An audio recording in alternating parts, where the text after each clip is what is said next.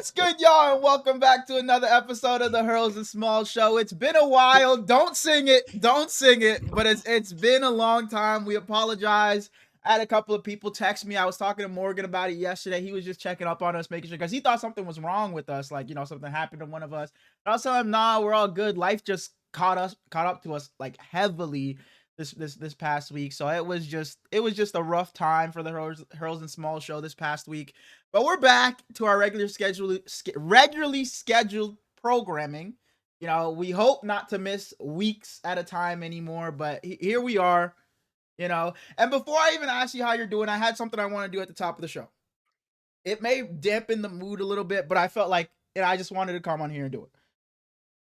So I had a friend in high school. We were cool in high school. Her name was Taylor. And this past weekend, I found out Taylor passed away. So Taylor, rest in peace. And I just want to say this to say, and Brady, you texted me this like a couple weeks ago. Just call somebody, tell them you love them, your friends, your family, your mom, your dad, whoever it may be. Because you just never know. And it was so crazy because me and my friend John, we were out one night and we were like, I was trying to get him to remember somebody from our class. Like we had a class together. I was like, bro, you don't remember this guy? He was in one of our classes. Let me see if I have like a snap memory of him.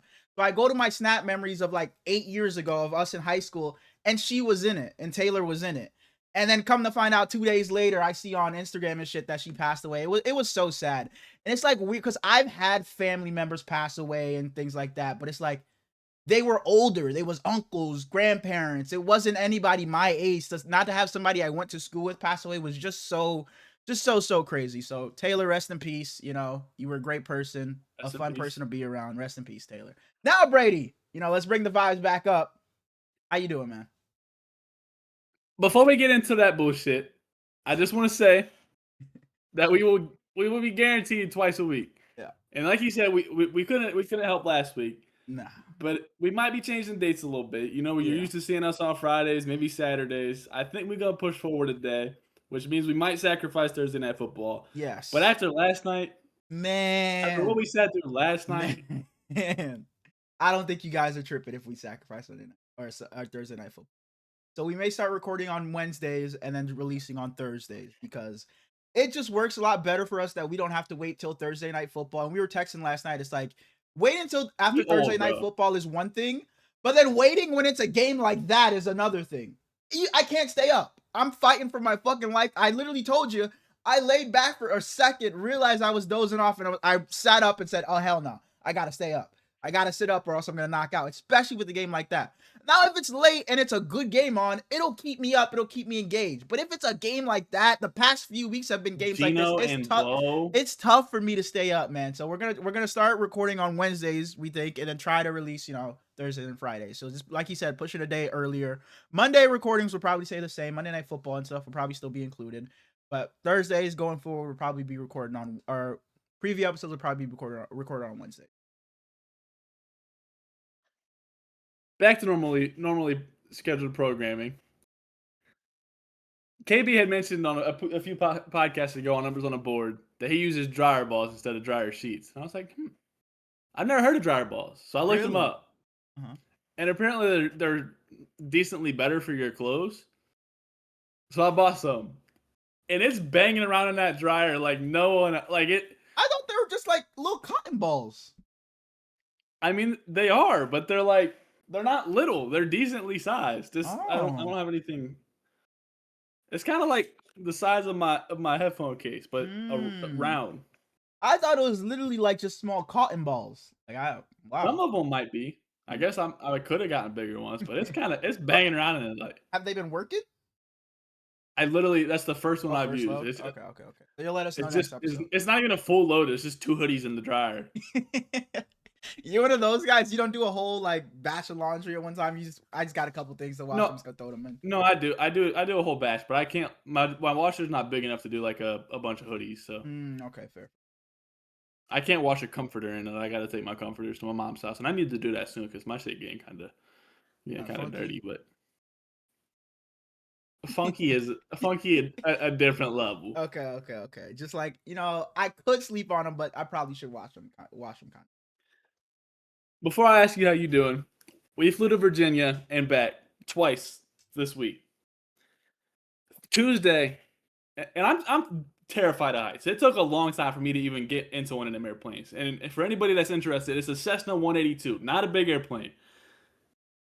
I get in it Tuesday, perfectly fine. I fall asleep on the way there on a Tuesday because it's just perfect flying. And he goes, I texted Caleb, told him that we're 35 minutes out. And at that point, I was thinking, we're damn near there. I said, 35 minutes? Oh, hell no. Immediately went to sleep. Okay. Way back Tuesday, perfectly fine. I mean, it's pitch black, but oh well.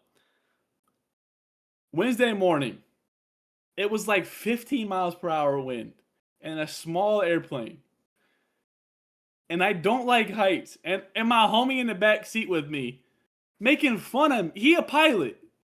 But he's sitting in the back seat making fun of me because I'm not even stressing out. I'm just sitting there minding my business, you know. Trying not to freak out.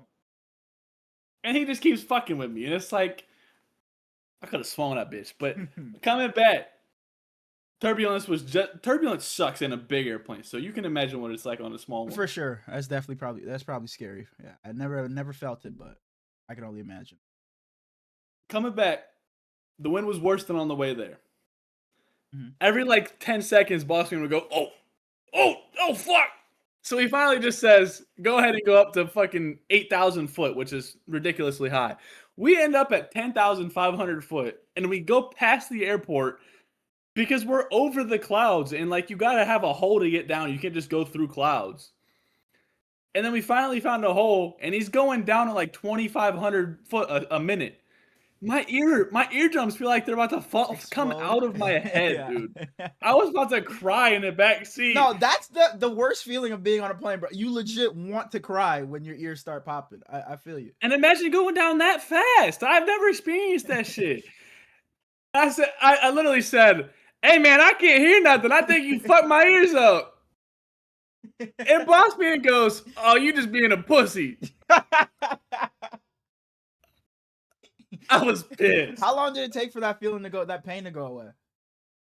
I mean, once we landed and I was on the ground for a little while, it was fine. But it literally felt like they were coming out of my head. Oh, for sure. I know what you mean. What I be doing when I'm on planes is like you plug your nose and then just kind of like try to breathe out of your nose and it pops your ears. I was popping my ears. It wasn't helping. Okay. Heard. And I'm looking forward at the two in the front seat. And it's like, I'm back here in excruciating pain. They're just up there chilling. So either I'm a bitch or I'm going through something worse than what these fuckers are. And I don't know what it is. Probably the first one.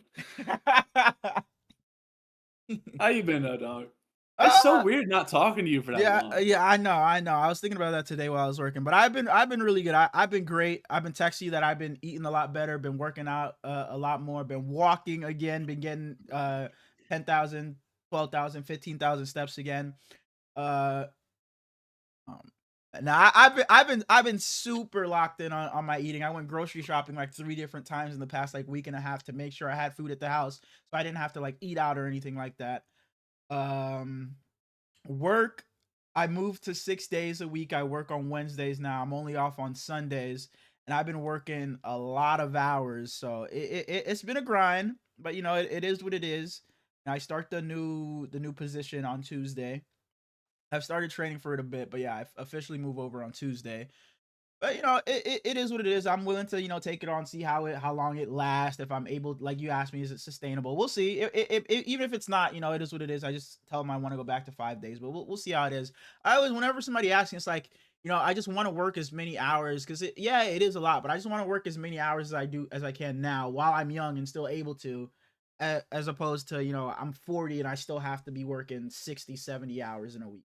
You know, while I'm young and still able to move around as much as I can, I just try to just work as much as I can. But yeah, it's been a while. When's the last time? Oh, Halloween, my birthday. So my birthday, I up until my birthday for like a week or like 2-3 weeks. My friend John, who I mentioned earlier, he asked me like, "Yo, do you want to go to this concert on the 29th?"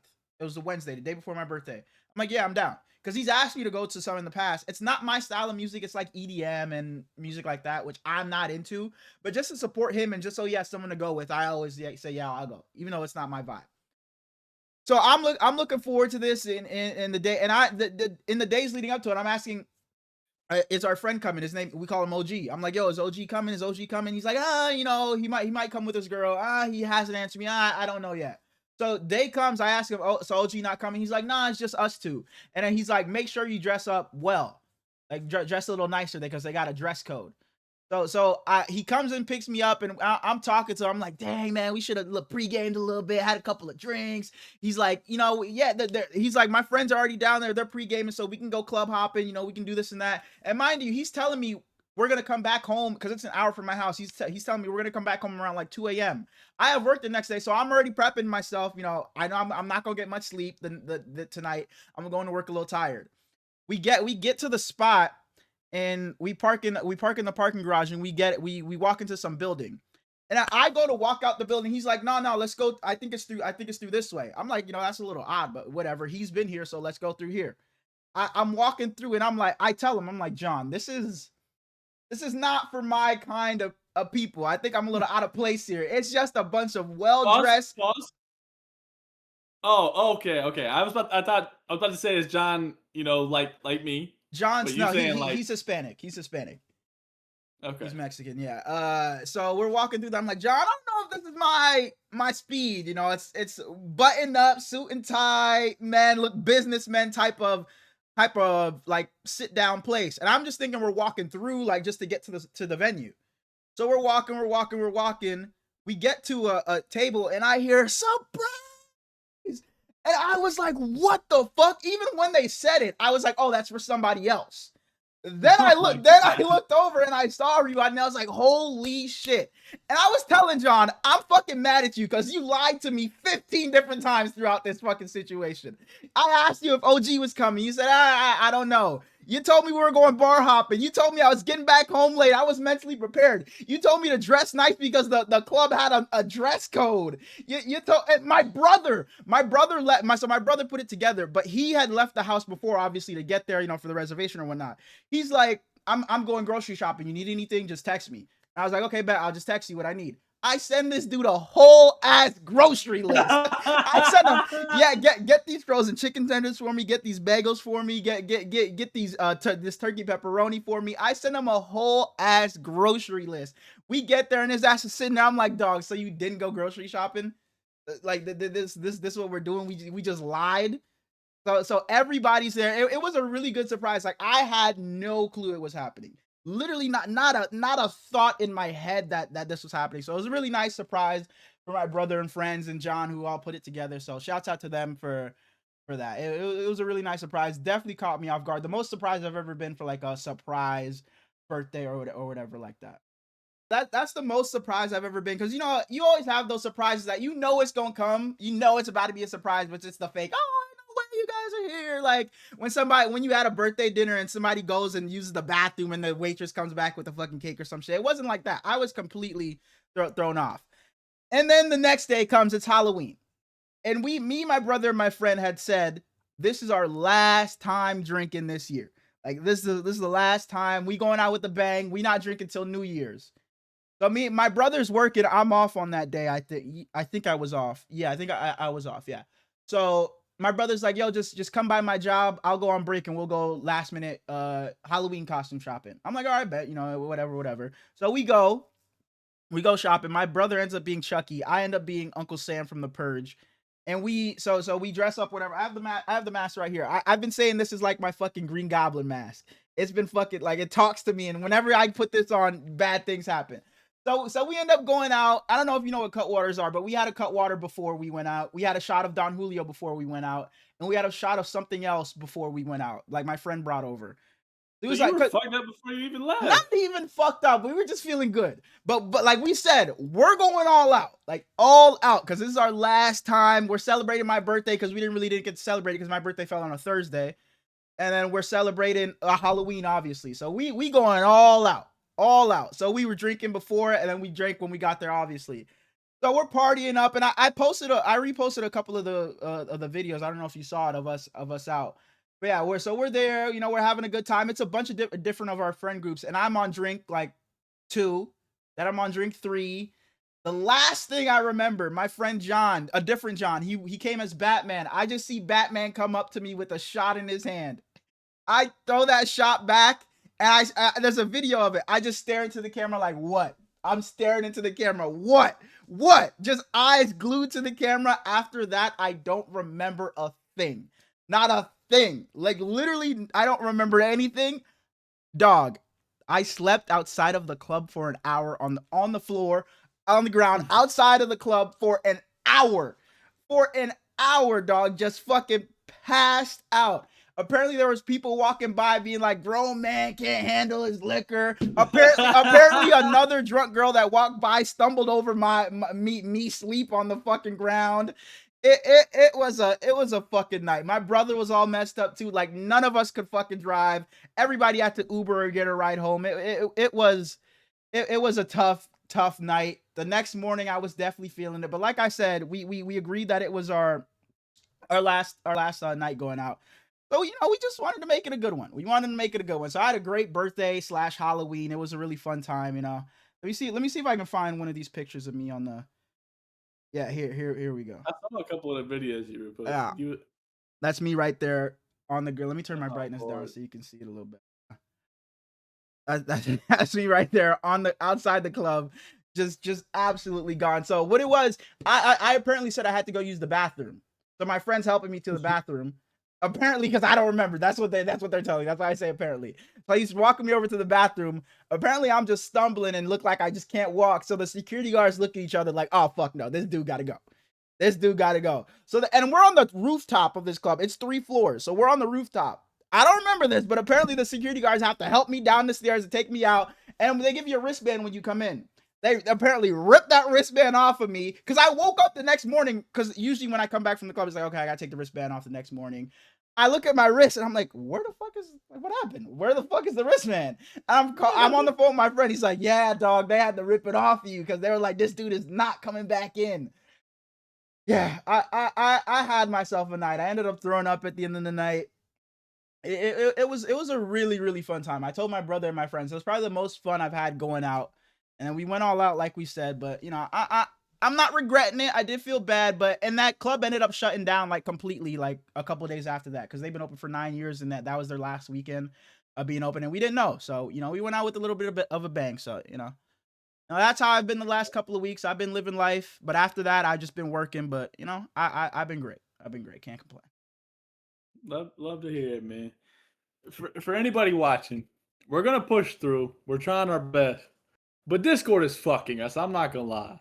Bending us over. Crazy. Bubba. Let's do some football. Thursday night football. Yep. We already talked about it. The Raiders go into Denver and lose 10-3. 10-7. Ashton Genty early touchdown. Man, and he breaks off a long one, gets called back. Jack Besh holding, and then Trey Tucker touchdown, and Dante Thornton had that pick. The Raiders fire their fucking special teams guy today because they've been disgusting all season special teams wise. I texted you about the Broncos punter and said some not very nice words, Dude but was like just kicking it off his shin, off his knee. Like I don't know what was going on. Like I'm thinking, like, did their punter get hurt and this was just a guy they had to pick up like out of nowhere? No, this was their fucking guy. Like, what the fuck was going on? Like and that's something I've thought about. It's like, how do punters just never like just be shanking it or just be having a terrible game to where they're just missing? And there you fucking go. And he just showed me. He just showed me it's possible. And they still fucking won the game somehow, bro. They still won the. What an awful, one of the worst games I've seen in a long time. This game was fucking terrible. There was no redeemable quality. Not one. Was ass. Sean Payton didn't call good plays. I saw someone compare this team to the Mitch Trubisky Bears. A godly offense with a fucking potato at quarterback. And it's a great comparison because Nick Benito, Lord have mercy, has he been a dog. For sure. The Broncos signed Mercedes Lewis for what? He's 41. They ended up getting a penalty. I thought Evan Ingram was going to come into this season and be one of the best tight ends in football. And now we got Mercedes Lewis jumping with a false start. In his 20th season. 20 seasons. Eats a job. He'd keep a job for I don't sure. know I guess how. he doesn't keep a job, But he finds a way he to was play another. jobless. He Yeah. was jobless for a while. I don't have a lot to say about this Not at game. all. J.K. Dobbins, I think, had 18 carries and a catch. They said his foot's fucked up today and because of a hip drop tackle, but he did end up having him 2 carries to help them seal the win. And he was pissed on Twitter. He said Yeah. if you're not gonna call it hip drop tackles or who knows, but the Broncos win. They're now 8-2. Looks like This might be some they're of the gonna win it. fakest 8-2 I've seen in a long time, bro. This might be. I Well, they understand can, you are what your record is, 8, because I was looking at it like, hold on, the Broncos are 8-2, like 7 straight or bro, the whatever. fans were booing an Yeah, 8-2 win team. 8-2. But like you said with Mitch Trubisky and the Bears, like I have slowly faded away off the Broncos hype. I wasn't on to begin the season. I think I had them missing the playoffs in our preseason predictions. But then as I see, because I could always see them making it, but that's just how my standings fell. And then coming into the season, I was like, yeah, they could make it for sure. Then they started playing well, I and had them winning this division. Bo Nix it was lighted up in the fourth quarter. But I think I'm off the train. I think I'm off the wagon. I just can't buy into a Bo Nix led team to be anything serious in the postseason, man. Bo Nix is just he just nah. I can't. Go ahead. Smallz from the Hurls and Smallz show. I was watching a podcast this one time, and this guy was very critical of Bo Nix, saying that he wasn't a very good quarterback. And his co-host absolutely gave him hell for it once Bo Nix had a few good games. Can you tell this guy that he wasn't crazy after all? Maybe I wouldn't say he gave you hell. I think I know what podcast episode you're referring to. I wouldn't say maybe he gave you hell. Maybe he just just refuted it a little bit because he is just a second year quarterback.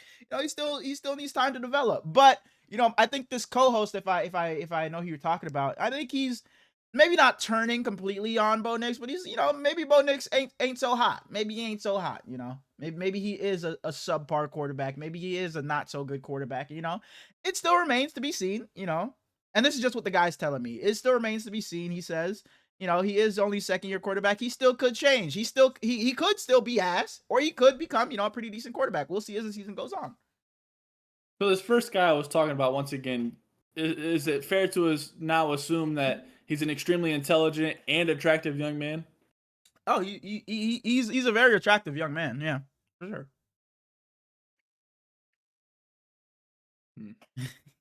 Anything else to say about this game? Nothing else to say about this game. Dev, I'm sorry to show team, dog. Usually it's Dev, fuck you. I feel bad for you having to watch this shit, man. Yeah, I'd be surprised if the Broncos win a playoff game with Bo Nix playing. If Bo Nix turns it around, I could see them going to the fucking AFC Championship game. But if this is the level of play we're gonna get from Bo Nix, even if it's not this bad, I just don't see them doing anything serious in the AFC. And I think I had them contenders a couple of weeks ago, but I just can't do it with Bo Nix anymore. I just can't. No matter how good that defense is, I just can't believe in Bo Nix. Hurley's high five. Hurley's high five. It's been a while for week 10 of the NFL season. It's been a while. This one I wouldn't say was tough, but these were kind of just the 5. I just didn't really see much else.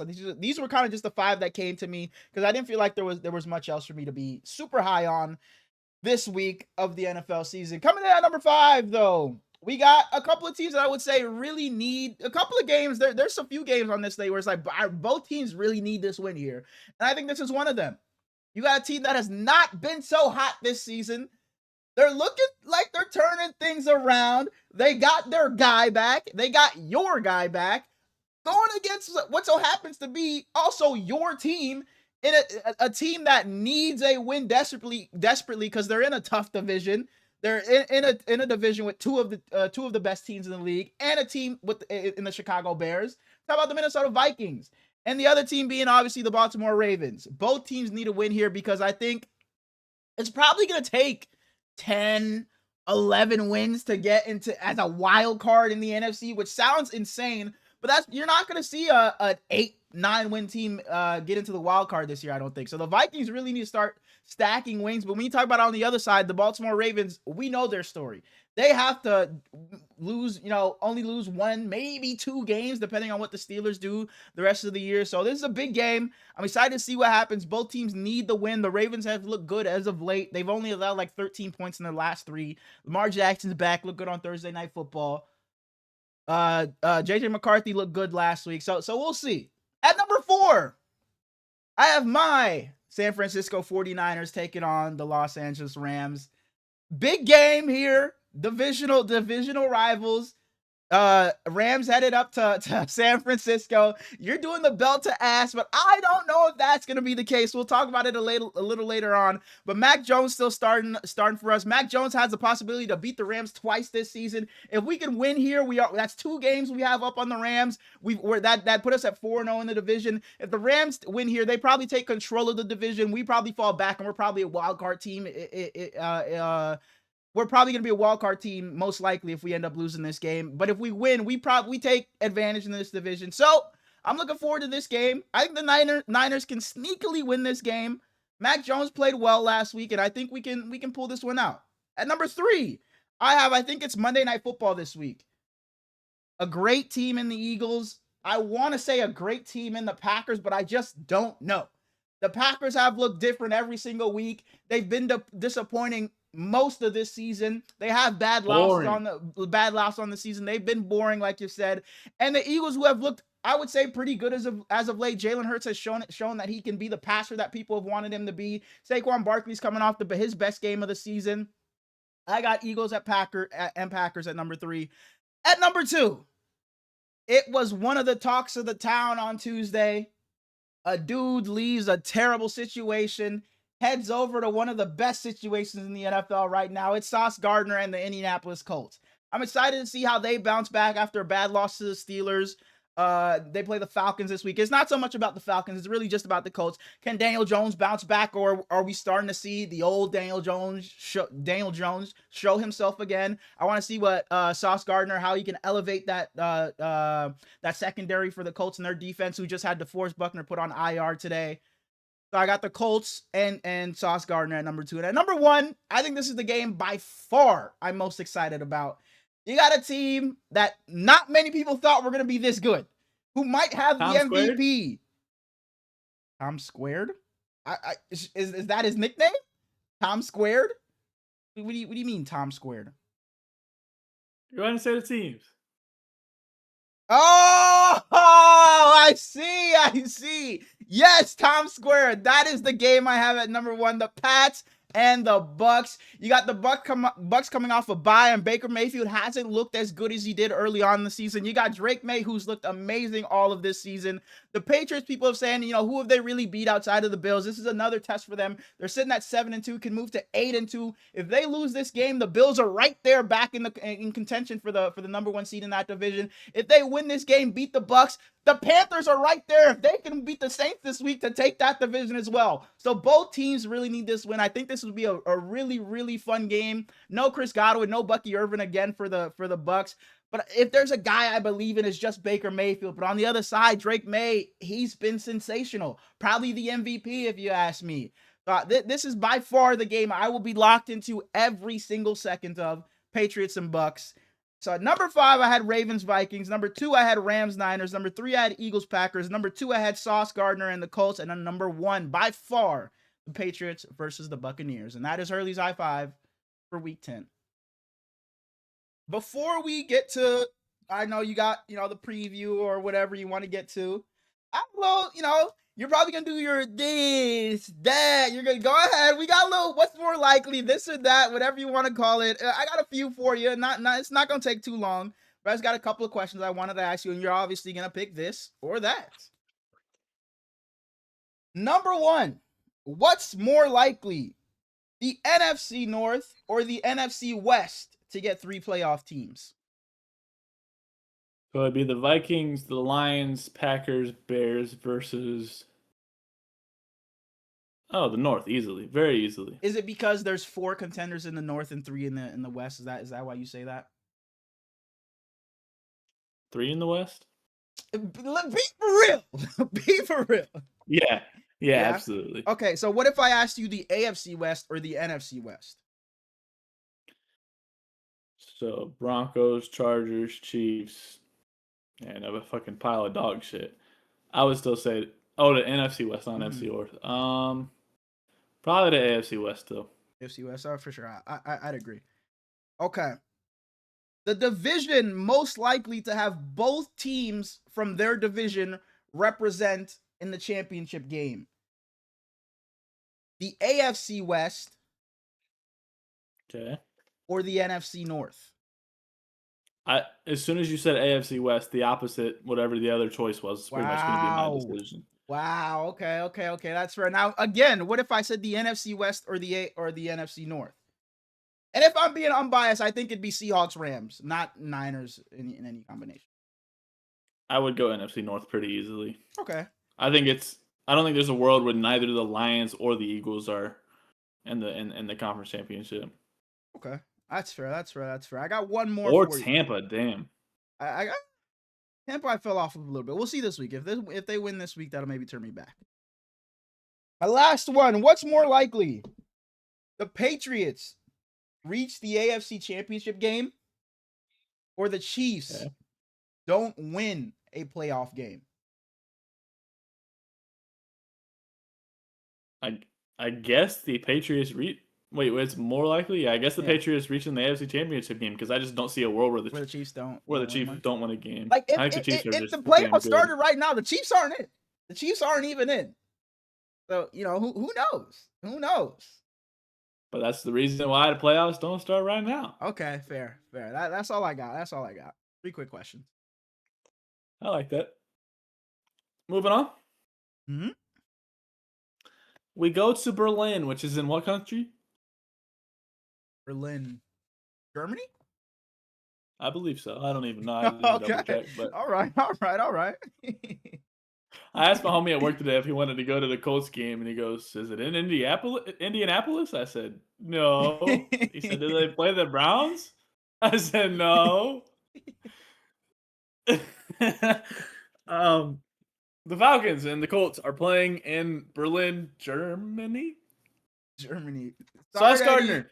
We got any viewers from Berlin? We're sorry if that's not right. You mentioned Sauce Gardner, first game with the Colts. And they trade him away for Adonai Mitchell as the first.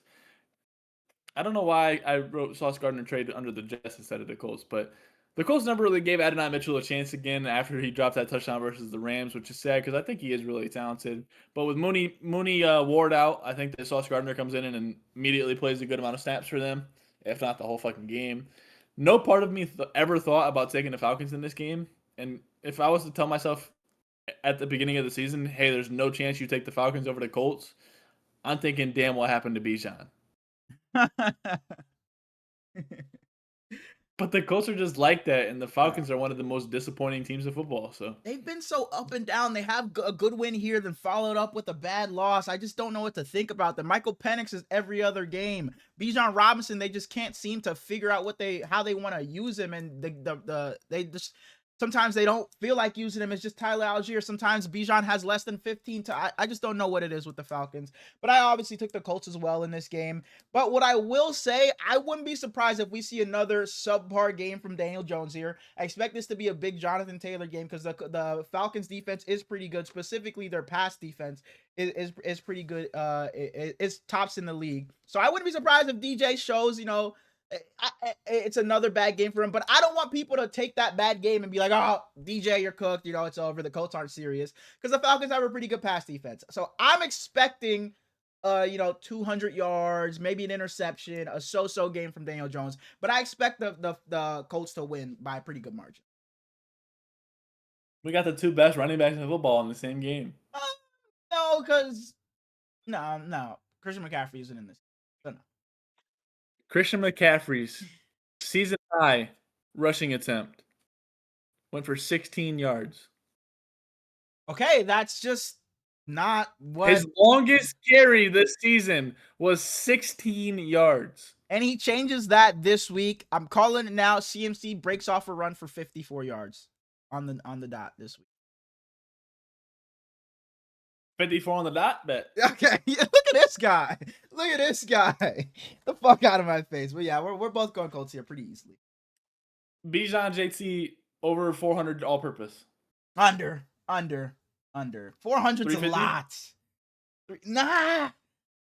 I think I may take the under on 300.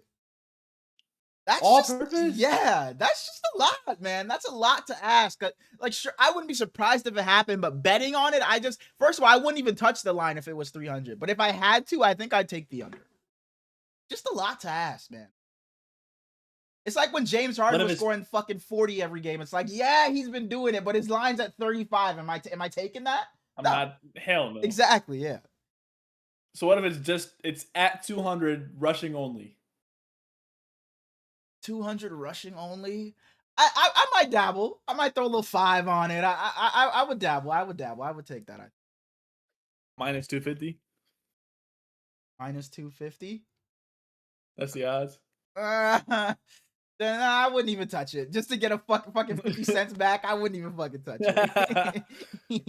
Next up, yeah, possibly game of the week. The Cleveland Browns going to New York to play the Jets, and the Jets made some big moves this week. Mm-hmm. A little fire sale. Yeah. I was hoping Garrett Wilson would come to the Bay. Was hoping Jermaine Johnson would come to the Bay, but yeah. You bumped your head thinking either one of them were getting moved. Sauce Gardner gets traded for Adonai Mitchell in a 26th and 27th first. We just talked about that a little bit. Quinnen Williams gets traded for Mozzie Smith, a 26th second and a 27th first. Huge shocker. So the Jets have a lot of picks to go forward with. They added John Mechie for Michael Carter. I don't think we ever talked about that. Maybe we did. I don't know. But I like those two receivers for the Jets coming in. Brees asked out, and they told him to go fuck himself pretty much. Yeah. The New York Jets have been the laughing stock of the NFL for a long time. Darren Moogie and Aaron Glenn took over this offseason and made a lot of moves that people were happy with, widely accepted. And then they have this trade deadline where they make a lot of shit shake. I hate it. Do they finally capitalize on this regime? No. Or do they go into they stay in the depths of hell? I hate this for the Jets. I hate it. And don't get me wrong, I don't like it for the Cowboys either. The only side I like this for is the Colts. That's the only side I like this for. I don't like it for... First of all, the Cowboys, I think, are on a bye this week, so we're not going to talk about them. So I'll talk about them here. You trade away Micah Parsons, and I know you did that a while ago. He's on the Packers. We shouldn't be talking about that anymore. But it's like the Luka trade. You're just always going to be tight. You traded away Micah Parsons because you didn't think you needed to pay this defensive player all this money because you thought you could do it. But then you just turn around and just go trade for a player on the defensive line it's not like he's just playing for nothing. He's also on a big contract. So it just doesn't make any sense to me. If your philosophy was we're going to replace Micah's impact with just 3 different players that make the same amount of money as he does, but we're just not paying it all to one guy. If that's your philosophy, okay, whatever. Even if I disagree with it, hey, that's your way of thinking. But then to turn around and say, you know what, fuck that. We're going to go trade for Quinnen Williams. And it's not going to fucking matter because you're not doing shit this season. It doesn't matter. It literally doesn't matter. And I don't know how you can make that trade after you just lost to Jacoby Brissett. Now, if you would have won that game, I still wouldn't like it. But I'd be like, okay, you know what? Maybe you'll scratch your way in. But you're sitting at what, 3-5-1 or whatever they are? 3-5-1. When I was just saying earlier, you're probably going to need 10 or 11 wins to get into the playoffs in the NFC. Where the fuck do the Cowboys get that many wins? Where do they get? They'd have to run the fucking table. And that ain't happening. I absolutely hate it for the Cowboys. And sure, you got to run stuff or you're able to stop the run now. Maybe. What the fuck is going on behind him? That secondary is still putrid. This doesn't solve anything for the Cowboys. I do not like it whatsoever. And then the Jets. Yeah, you trade away Sauce Gardner. Yeah, you trade away Quinnen Williams and you get all these assets. What the fuck are you about to do with them? Are you going to go draft another Quinnen Williams? Are you going to go draft another 25-year-old that was a top 5 corner at worst in the NFL? Is that what you're telling me your plan is? To go draft those guys again?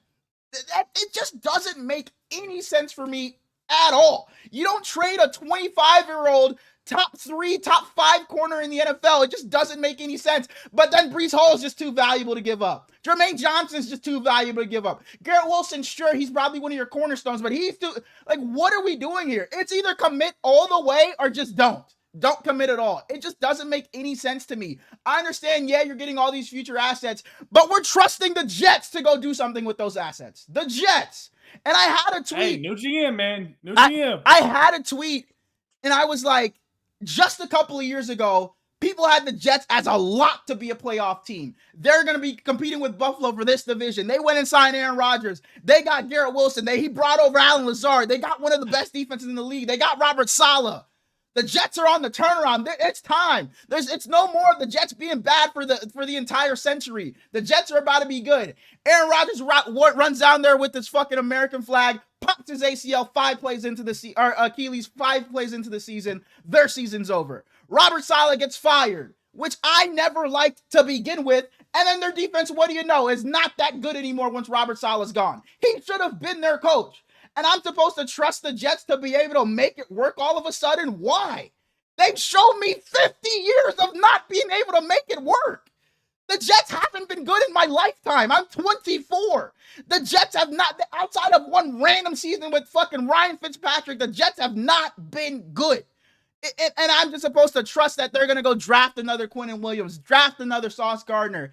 It doesn't make any sense to me for the Jets side, the Cowboy side. Like I said earlier, I only like it for the Colts. That's the only team I like this for. Yeah, it was a shocker and it was a cool moment for the NFL because, the trade deadline is always kind of dry. But at the end of the day, I hate this for the Jets and the Cowboys. I am not a fan of it whatsoever. Enough. I guess we see what the Jets do with all their picks now. Yeah. I mean, they got their quarterback of the future. So, see what they surround him with. No comment. But as far as this game goes, onto this game, we just talked about it. You traded away Sauce Gardner. You traded away Quinnen Williams. And on the other side, Myles Garrett and the crew is still over there. So give me the Browns in this game. I understand how bad Dylan Gabriel's look. Shit, maybe we see Shedeur Sanders in this game. But you're telling me Justin Fields has to line up across from Myles Garrett. The game's over before it even started. Give me the Browns to win this game. Easily. This may be a game that's fucking 14-3. But the Browns are winning this game 100. Guarantee! This is my lock of the week.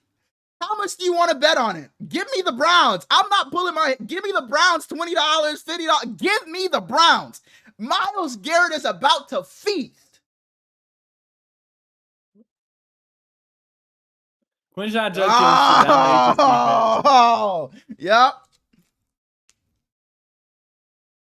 And we mentioned Quinnen Williams a lot. Quincy Williams has had a fucking week of hell, man. He goes from getting his starting job taken from him. He got benched to his brother getting traded like the very next day. And they asked him like, "How's it feel your brother going?" And he was like, "I got my own shit to deal with right now." He couldn't even focus on Quinnen. That shit. Mm-hmm. Do it. Say it. One side lost Quinnen and Sauce. The other side still has Myles Garrett. I think that one of these quarterbacks is better than the other, and therefore I will be taking the New York Jets in this game. That's like being better than the other, but it's like, it's a quote Pete, because I've heard him say this before. It's like debating who's the tallest midget. It's like two homeless people saying, "Oh, I got more money than you because I found a dime on the floor." I mean, sure.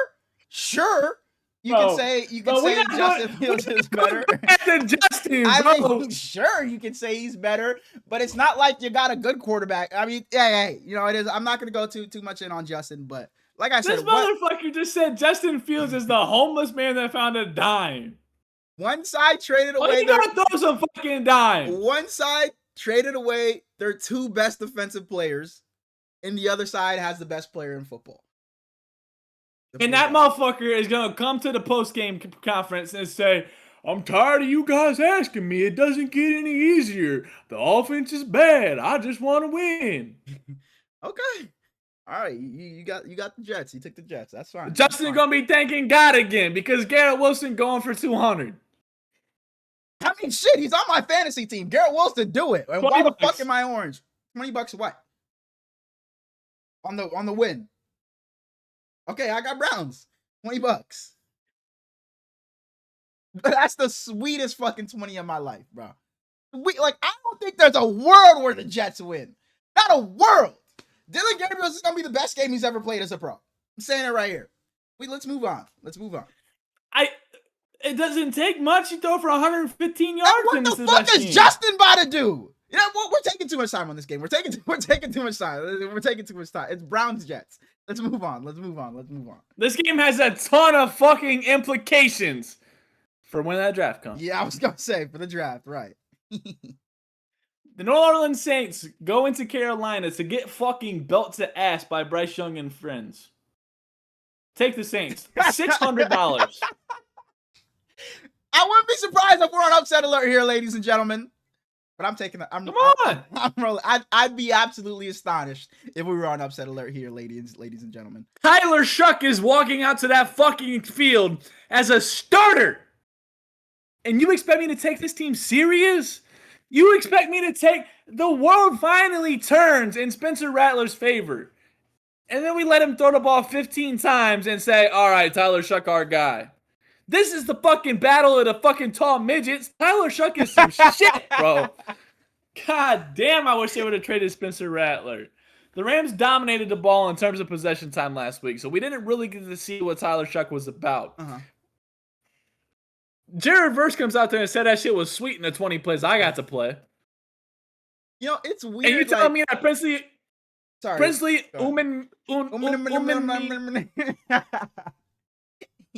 can't do it.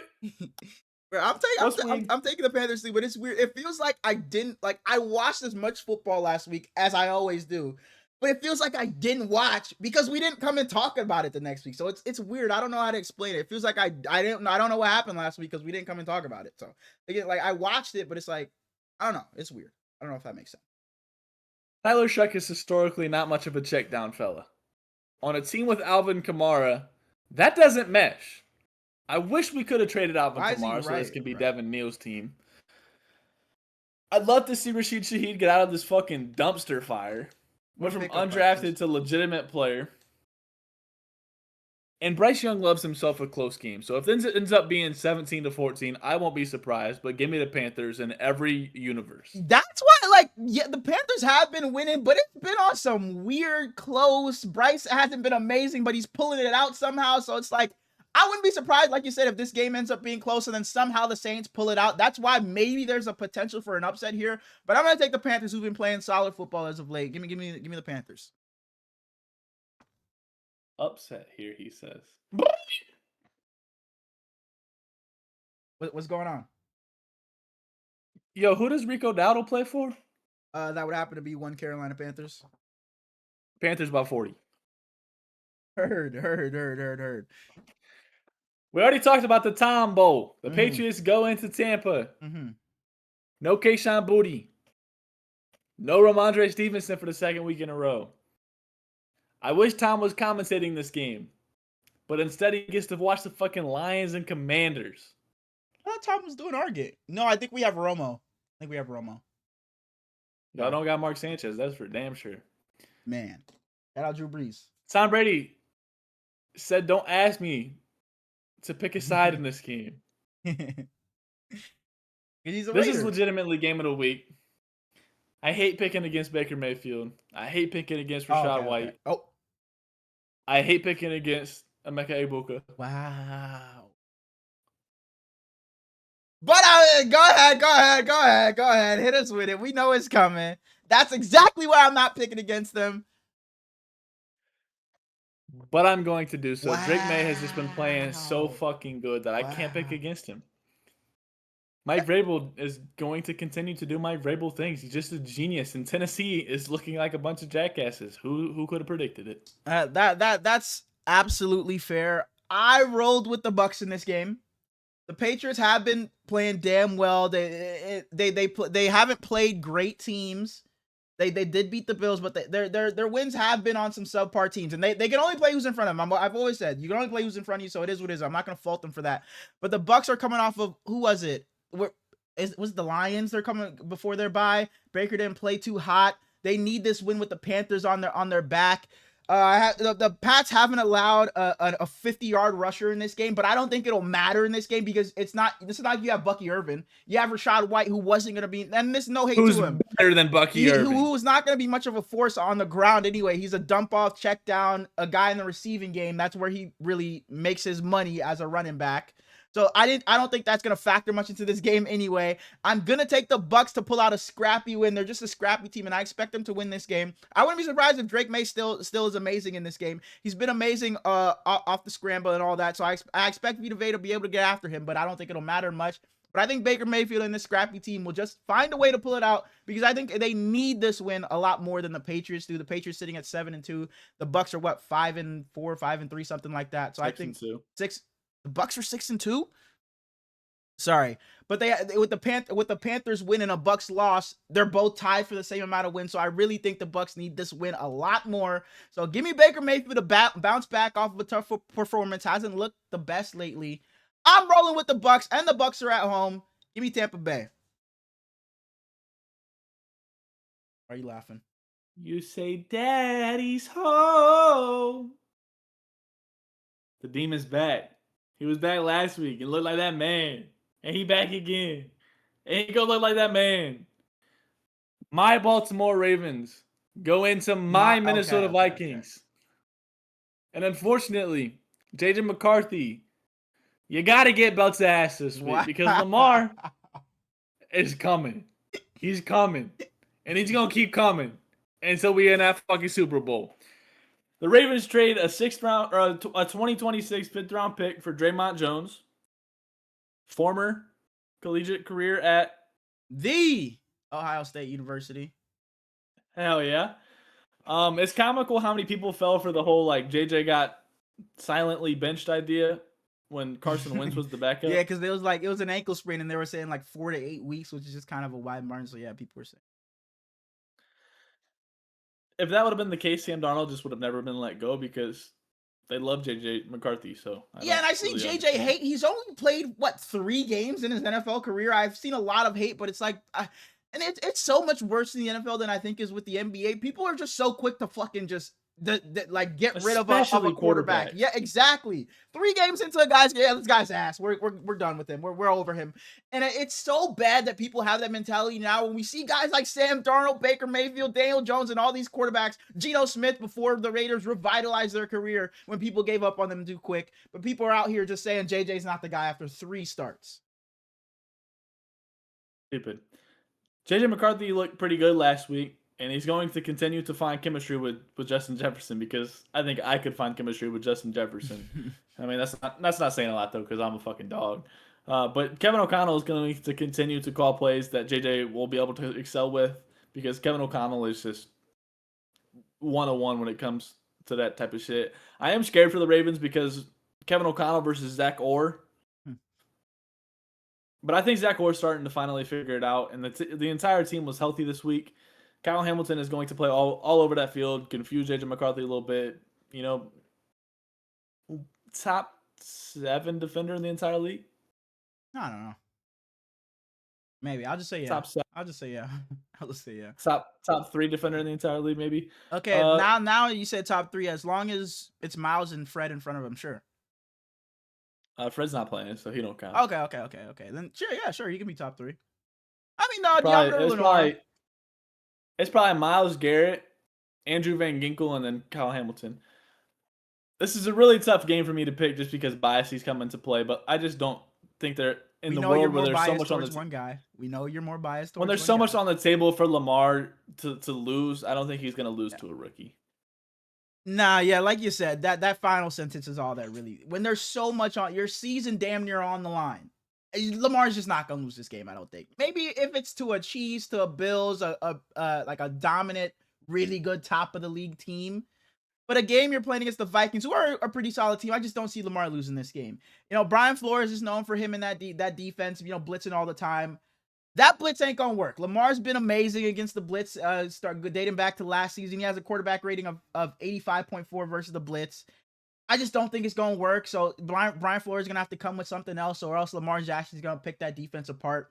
Him and Mark Andrews have seemed to gotten something going these past couple of weeks, and the Vikings the Vikings have drafted him 5th round. The Vikings have been a bit susceptible to tight ends. They let Oronde Gadsden have 77 and a touchdown against them a couple of weeks ago. Sam Laporta had 97 and a touchdown last week.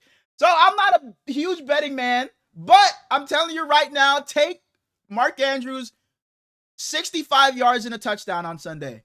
That's my line for Sunday. That's my line. I'll put it in. I promise you. No. Not the bet. 8-9. Give me the Ravens, bro. Give me the Ravens, bro. Let's move on. You pissed me off. And to think I was calling him a terrorist at the beginning of the season. Let's make this one quick. The Buffalo Bills go into Miami to do some horrific crimes. We haven't even talked since Chris Greer got fired. They finally did it. Unfortunately, their interim didn't do a goddamn thing. Jalen Phillips gets traded to another loser. The Eagles. Another loser? Oh, that trade? The deadline. Yeah. Only getting a third? No, just only trading Jalen Phillips. Oh, because they didn't. Oh, yeah. Not trading Minka or Chubb doesn't make any sense to me. If you don't want to trade Waddle, you don't want to trade A-Chain, cool, but asking price was just too high.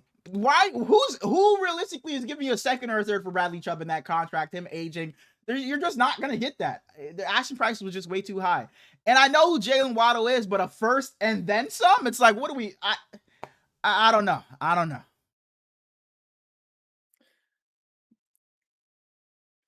I try not to be a hater when it comes to the NFL, but I truly I truly find joy in rooting against the Miami Dolphins. Wow. So give me the Buffalo Bills by a lot. By 75. Yeah, give me the Bills too. Not gonna spend much time here. 70. No, probably 77 because that'd be 11 touchdowns. So okay, that'd be good. No, but I think the Bills might like fuck around and be just goofy because it's like, oh, we're whooping these guys so much. We'll just go for 2 here and there, and then they don't get a couple. So 75. But no disrespect. Shout out top 100. Only 100 people in the world can say that. So for sure. Top 100 versus top 2. Yeah. We'll see how that goes. Good luck. The Dolphins go in. New York Giants. Whoop some fucking ass. If the Dolphins win this game, we'll delete our channel. Holy, absolutely not. Tua just fucking heard that and he's about to have the game of his fucking life. 500 yards, 7 touchdowns. Please stop calling me top 100. Absolutely not. I'm not agreeing to that shit. Tua, come on the show. He would never come on this. The way if there's any bridge we would have burnt, it's Tua. It's the entire Dolphins organization. Nobody from the Dolphins is coming on this fucking. Not Waddle. Yeah, for sure. Big Waddle guy. For sure. I mean, they probably feel the same way. They probably think he's top 100. Yeah, we definitely burned it to it. Definitely burned it to it. Top 100 is a compliment. It is. It really is. But he just may take it the wrong way. If it's Tua Tagovailoa and Julian saying, yeah, I might be taking the college guy that's a fucking redshirt freshman. But this guy over here is top 100. So for sure. Hey, like we said, only 100 people can say that to us. So come on the pod. Absolutely. And we'll probably just use you to get to Jalen Waddle. But at least, you can say you were on the Hurls and Smallz show. Holy shit. And speaking of being on the Hurls and Smallz show, I said, Mike, when you coming on the show? He goes, man, I don't know nothing about some football, but I can talk about fantasy. I mean, a little 5-minute segment of him talking about fantasy. I mean, I guess, but absolutely the fuck not. I said we could do an hour-long segment about some fantasy football. He can just be here for small talk. He can answer just some of the questions. It could be just a laid-back episode. He said, when you guys film, I'll be there. If Mike knew football, I would be so much more willing to. But Mike we just can't come up here and have an hour-long fantasy football. What are we gonna talk about? Man, Mike, I'm busting your ass this week in fantasy. Like, what are we gonna do for an hour talking to Mike? Like, if he knew football, I would be 100% down. But it's like, what are we to talk to him about? It'd have to be just an after show, just small talk episode. We talked to him about fantasy football, and then we talked to him about the Bears, and then we talked to him about Lakers, small talk, and then spaced them out. Mike, come on the show, man. Come on the show. The New York Giants go into Chicago after a Dio Odengbo Achilles injury, which absolutely sucks to see. He was having a good season, like him a lot. The Giants are 2-7, which is crazy to say because I liked them a lot when Jackson Dart was coming around. Cam Scadaboo was white boy of the year. Malik Neighbors goes down, but it's not looking like too much is going to change because Wando Robinson is just the greatest of all time. But for all of that to come to 2 wins, Brian Dable, I know you love this team, but their loss to the Broncos and them coming back is last year's version or this year's version of the Bears losing on the Hail Mary. They just derailed their entire season. But the Bears are good, so that means that Jackson next Dart. season. Joe Tryon Shoyinka and a 26-7th gets traded for a 26-6 from the Browns. Shout out to the Bears for finding their Dio replacement. Yep. Give me the Bears easily in this game. The Giants have given up 33 points and 140 yards on the ground in their last 3 games. And the Bears have gotten Kyle Monangai involved heavily in their rush game. I think they're second in the league. Yeah, they have the second-ranked rush game. So give me the Bears to win this game pretty handedly. Caleb Williams hasn't looked great these past few weeks. He's kind of declined a bit. But like I just talked about, their run game has been what's winning in these games. So give me the Bears to win this game. Before we started, I told you I was putting my $119.68 on the Heat against the Hornets. The Heat were up 22 points in this game about 30 minutes ago, and the Hornets just went on like a 27-2 run. So I don't know the exact numbers, but it's not looking good for my money. That's not any better. That's literally not better. The Magic just beat they just beat the Celtics. Let's go, Magic. Fuck both. Fuck the Heat and fuck the Magic. Fuck the Celtics. Fuck the NBA. I'm a Laker fan, actually. No comment. I will not be commenting until you take that bullshit back. I am not a Laker fan. But it's going to be fuck the Lakers till I die. I hate that Luka's a fucking Laker. I was thinking about that while I was fucking working, man. Because I love rooting for Luka. He's one of my favorite players. I love seeing him win. But he got that fucking purple and gold on, man. Just back to football. In the words of the one and only, the New York Giants defense is going to have to muck this game up for them to have any chance. Absolutely. Shout out D. Millie. Next up, we got the Jacksonville Jaguars going into Houston to play the Texans. If CJ Stroud was playing, I would be taking the Texans. Upset of the week. No. I am confident in this one. Hey, I'm giving you guys the picks for this Sunday. Jags are gonna be favorites in this game because no CJ Stroud. I already gave you the Mark Andrews one. I'm giving you guys the bets to place. Give me the Texans in this game. I understand there's no CJ Stroud. Where is it? I understand there's no CJ Stroud, but there's no BTJ on the other side. I understand they went and got Jacoby Myers, a sure-handed guy. A solid pickup for them, I think. But I understand that Davis Mills limits the Texans' offense. But it's not like it was their offense that was winning them games and they were just world beaters before. So we're not that we're gonna get the same level of production. Sure, there will be a drop off, but their offense wasn't good regardless. They were winning because of the other side of the ball. And when I look at the side, the offensive side of the ball for the Jags, especially with no BTJ, no Travis Hunter, why the fuck would I be confident in them against the Texans? So I'm putting another 20 on this too. Like I'm betting on it. Give me the Texans to win this game, and I am damn confident in it. I am damn confident. A defense that it hasn't looked as good as it did in the first 4 to 5 weeks of the season. They aren't turning people over as much. They're not looking as hot as they were. So give me the Texans and Davis Mills, a guy who I really liked before CJ Stroud got there. Give me the Texans to win this game. If CJ Stroud was there, I would easily be taking the Texans. But without CJ Stroud, which is what I was about to say before you so rudely interrupted me, I just don't think that, the Texans can go in there and lose this fucking game of how good their defense is, dog. Yeah! Hell yeah! I love that. And this is Wait, no, I said my Browns was the lock of the week. I can't have 2 locks of the week. This is my Browns are my lock of the week. This is my guarantee, my Holy thumbs up shit. of the week. This is my thumbs up of the week. My thumbs up of the week. Jacoby Myers got traded for a 26th fourth and a 26th sixth, and I think that is an absolute steal. I wish the Patriots would have been in on that. But he goes to the Jaguars. He goes to Trevor Lawrence. I like this a lot for Trevor Lawrence. You get a sure-handed receiver that's going to catch the fucking ball when you throw it to him. I like this a lot for Jacoby Myers. Sure-handed receiver for Trevor. Unfortunately, no BTJ, so Parker Washington's going to have to step up. Or fortunately. Unfortunately.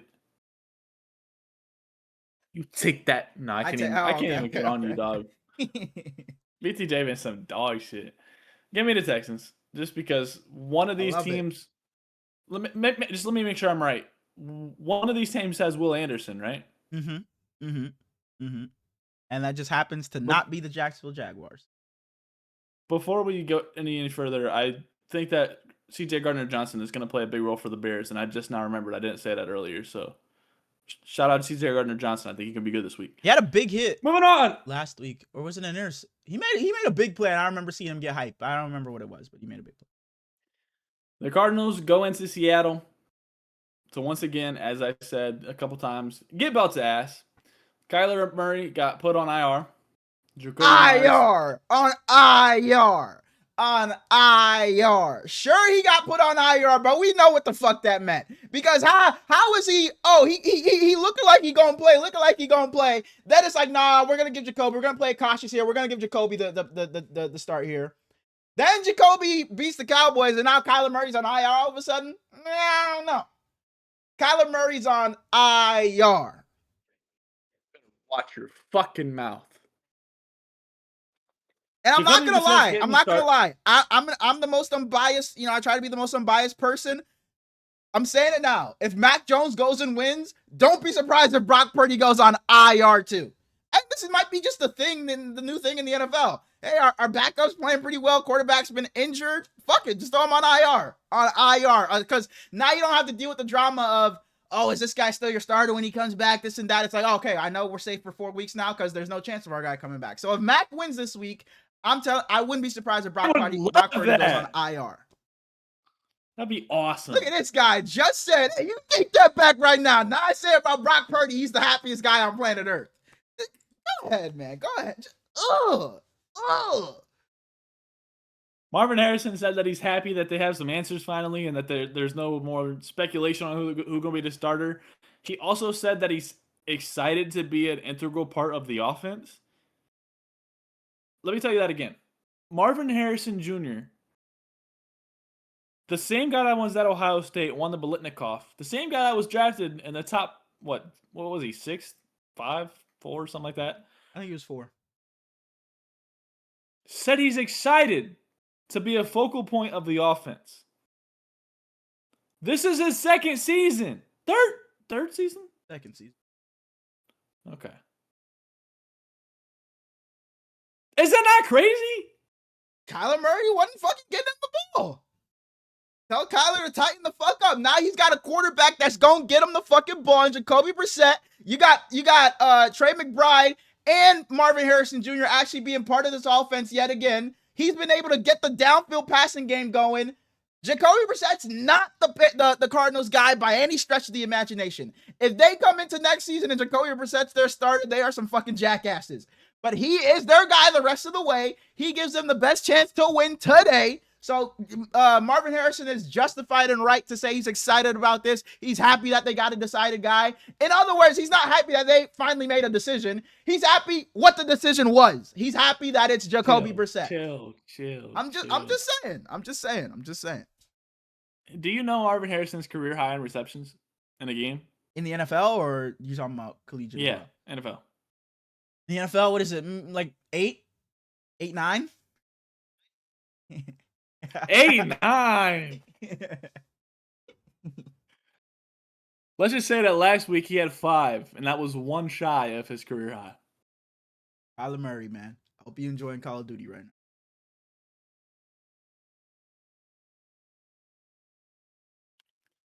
Speaking of the Seahawks, Rashid Shaheed got traded for a 26th fourth. and it's only 6'5". I think that he's gonna open his offense a lot. For sure. The picture and the little joke came out with him and Cooper Kupp saying that he's getting taught by the best or highest paid coach in the NFL. Yeah. Ernest Jones has a knee injury. I think that hurts Seattle's defense a ton. I think Seattle's defense is still damn good, so they're not going to suffer that much. But Ernest Jones is a big difference maker. Back to the Cardinals side of the ball.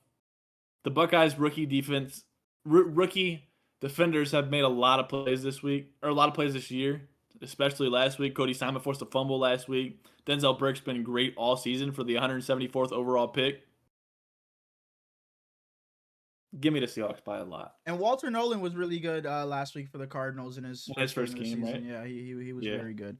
But I'm going to take the Seahawks as well, but I think this will be a pretty close game. I wouldn't be surprised if the Cardinals are in it late and the Seahawks just pull away at the end. Jacoby throws an interception or something along those lines. Because the Cardinals have played good football. They've lost a lot of heartbreakers, this season.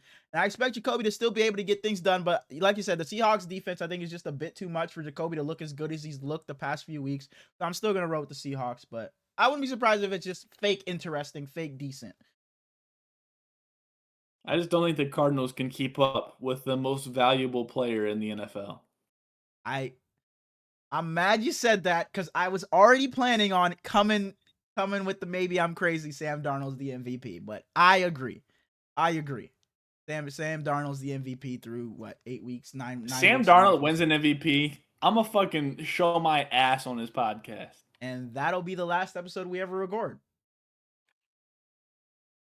I don't mean literally. I mean I'm gonna come on here and say, Herlin, you're a fucking jackass. I'm not doing this again. I'm not. Let's move on. Moving on to this can be a fucking speed run. Yeah.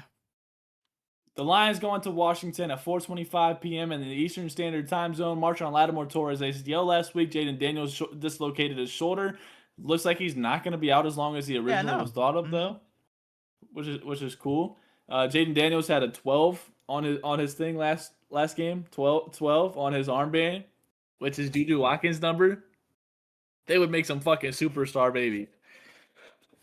I'm pretty much done with the Commanders this season, though. I'm sorry, Joe. Yeah. Joe's been texting me. He's like, you guys are all right to say the things you said about the Commanders. Go in on them. They don't hold back. They deserve it. I think he was saying anybody but Jaden and Debo were his two. Anybody but Jaden and Debo can go. And he was like, maybe Terry. But because Terry's been hurt a lot, so I guess he's been upset at Terry. But he's just like anybody. Debo over.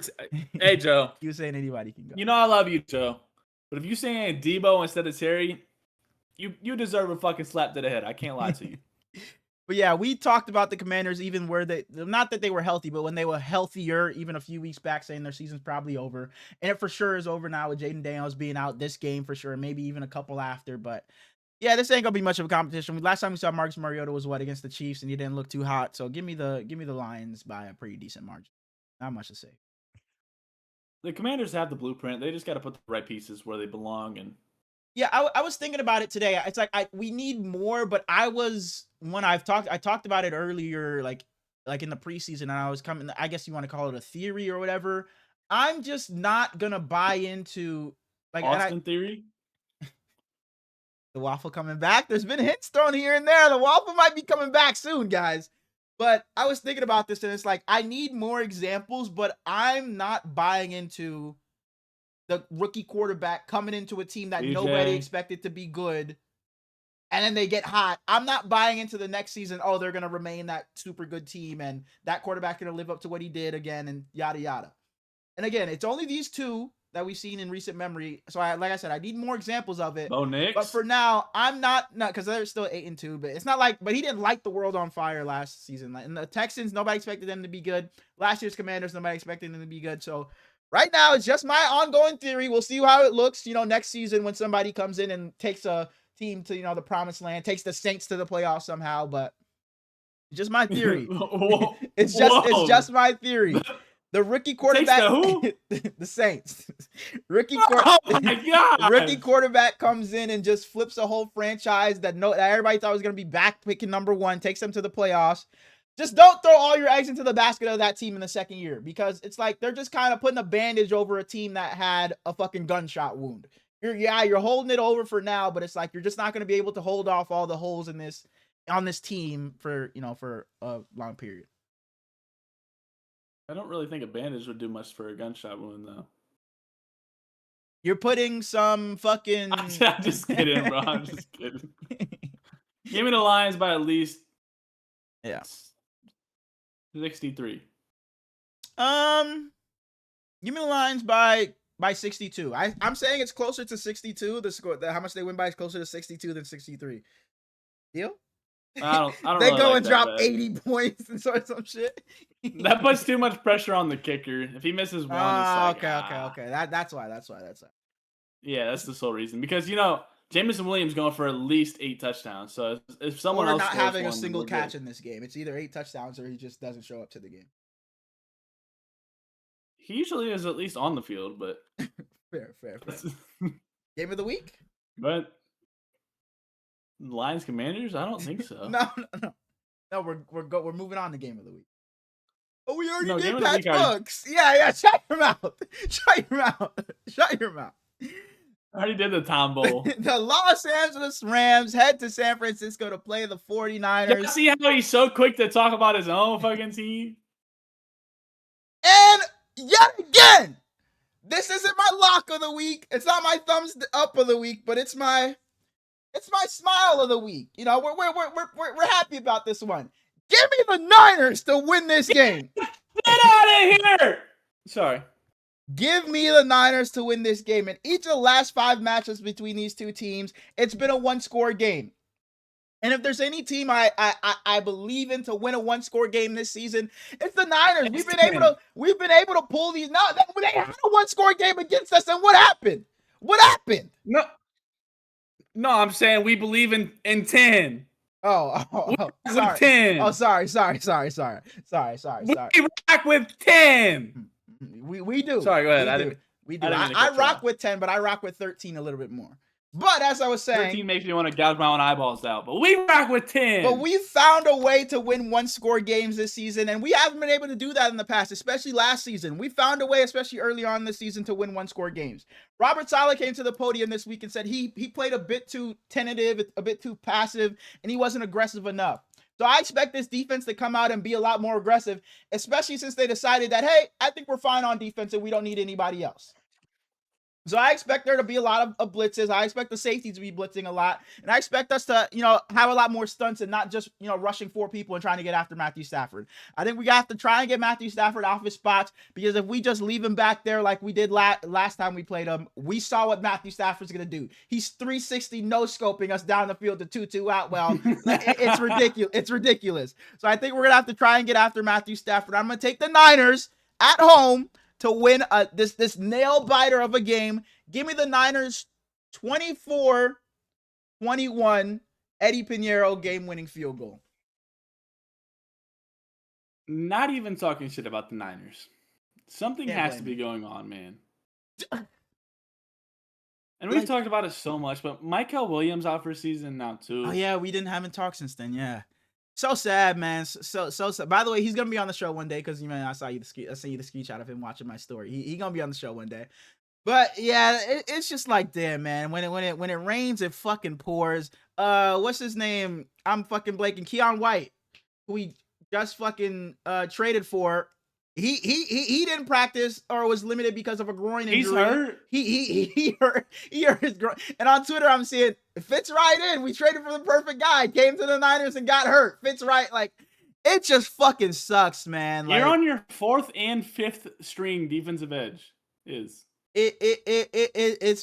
bad, man. And it's like, I want to say it's bad luck, but it can't be bad luck every year. Every year. Yeah. And just this season, it's every week. And I had a tweet. It's like, for the Niners to be as injury prone as they've been under the Kyle Shanahan era, Kyle Shanahan, and I watch all his pressers, all his pregame, postgame, whatever, fucking Wednesday pressers.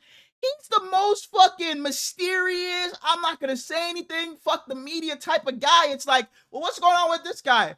he's progressing really well. We like the way things are going on, but then he's out for 4 weeks. Like, was he progressing? Like, what's going on? I heard Brandon Ayuk has a chance to come back this week. Brandon Ayuk was supposed to play. It was all signs point to him being back latest by mid-season. Now it's like, BA's progressing well. We expect him later in the season. What the fuck are we doing? Ricky Pearsall, did he tear his ACL? What's going on? Wait, I can't wrap my mind over all these players finishing games and then they're out for fucking weeks on end.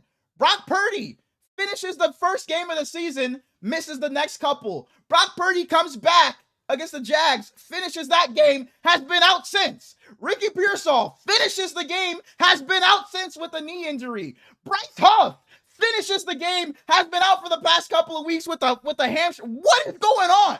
What is happening? It's crazy what adrenaline will do. Right, is the adrenaline just rushing and people are coming back to the fucking locker room and realize they have torn ACLs? Like, what's going on? Ricky Pearsall is the most mind fucking boggling one because after that game, it's, Ricky Pearsall he just tweaked his knee. We're monitoring him. There's a chance he can play this week when he got hurt. Yeah. Is there a chance Ricky can play this week? We're hopeful. We think Ricky, has a shot.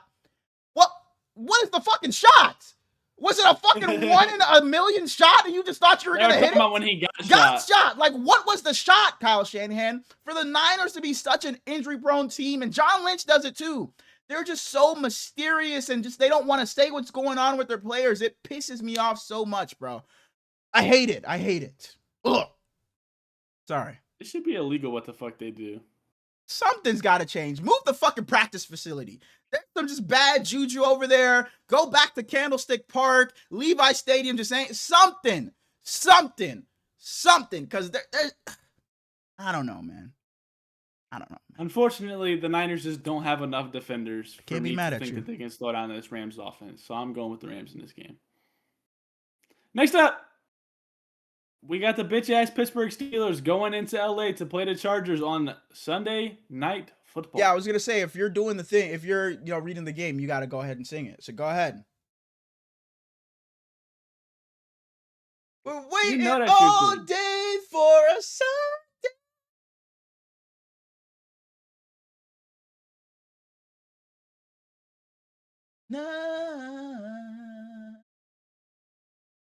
Not a single second of you saying Sunday came through. Not even half of a decimal of your Sunday even thought about coming through. Continue, man. Continue. Joe Alt, season-ending ankle injury. Mm-hmm. The Chargers trade for Trevor Penning for a 27-6 from the Saints. Is he Joe Alt? Is he Rashawn Slater? No, but he should feel, like you said, a shotgun wound with a bandage. That's what Trevor Penning tries to do. Their season's cooked. You take away Justin Herbert's best friend, he just doesn't really care about the game anymore. So hopefully he can figure stuff out with Joe Alt not next to him. These are two very weird teams to me because the Steelers are 5-3 and the Chargers are 6-3. And I hate the Steelers and I've hated them all season. And the Chargers feel like they are much worse than what they are, but they're both sitting here with super positive records in a good situation. So yeah. I don't think either one of these teams wins a playoff game if they to make it there. So I'm hoping neither of them do make it there. But I like the Chargers a lot, so I'm taking the Chargers in this game. I love the Chargers, but I just can't pick the Chargers. And whenever Joe Alt has been bad, this offense has been a shell of itself. The running game has been a shell of itself. And Justin Herbert, even with Joe Alt, has had to run for his life. And we saw the Steelers play the Colts last week, and that was their best performance of the season. And you're telling me they're coming off their best performance. Now you get a beat up and battered offense in the Chargers, who are on their 4th and 5th fucking running backs. They're on their 3rd and 4th, 5th and 6th and 7th, 8th and 9th fucking tackles. Give me the Steelers to win this game pretty handedly. Of course, I'll be rooting for Justin Herbert, but I think his life is going to be a living hell on Sunday night. He's going to have to run for his fucking life, and for sure he can do that, but I just don't know if I can believe in him being able to sustain that for the entirety of a game. So give me the Steelers, sadly, to beat the Colts. I'm all over the place to beat the Chargers on Sunday night. But that Steelers-Colts game pissed me off. Why is DK getting one catch? DK been so... What? Moving on. He the only player on that offense I like, bro. I don't like Rodgers. I don't like Warren. I like Kenny Gainwell, but I don't like Warren. I don't like Roman Wilson. Fryermuth I like. I love Pat Fryermuth, but he's like their third string now. I don't get it. And Jalen Ramsey playing safety. Mike Tomlin said he liked what he saw from him last week. He's gonna be sticking at safety, so we'll see. He can't play corner no more. So I mean, Jamar Chase and T Higgins showed him that he just can't do that no more. So for sure, they had that man thinking about retirement. How you looking fantasy this week? What league are you talking about? Our league, yeah. I play ISO. Ooh, good matchup. Okay. I'm projected to win, but projections don't really mean shit. For sure. I play Suge this week. I had Genti play. I think he gave me like 15.5, solid game. So our league might be the only league I bring up on this podcast going forward. I'm in 2 dynasty leagues. I'm good in both of those. I'm in a chopped league. If anybody knows what that is, I'm good in that. But like my 8-man. Don't bring that up. And bro, just a couple of weeks ago in the NOTB league, you were saying I had a big win against P. I thought you would turning the tide. It's like, okay, you beat P. When you said you were projected to lose by like fucking 50, ended up beating them. What happened? Would you like to hear my starting lineup this week? Go ahead. Let me pull it up real quick. Go ahead, man.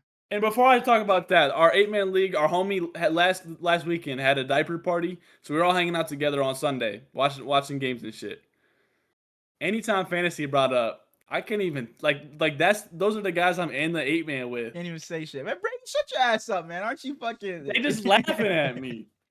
No, I would actually start this guy and they're looking at you like this dude trying to give us advice.